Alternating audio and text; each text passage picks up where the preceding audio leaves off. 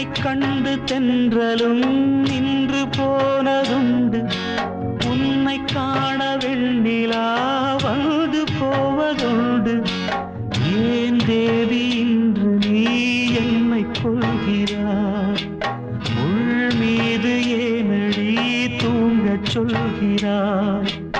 உன்னை தேடி தேடியே எந்த நாவி போனது கூடுதானே இங்கு பாடுது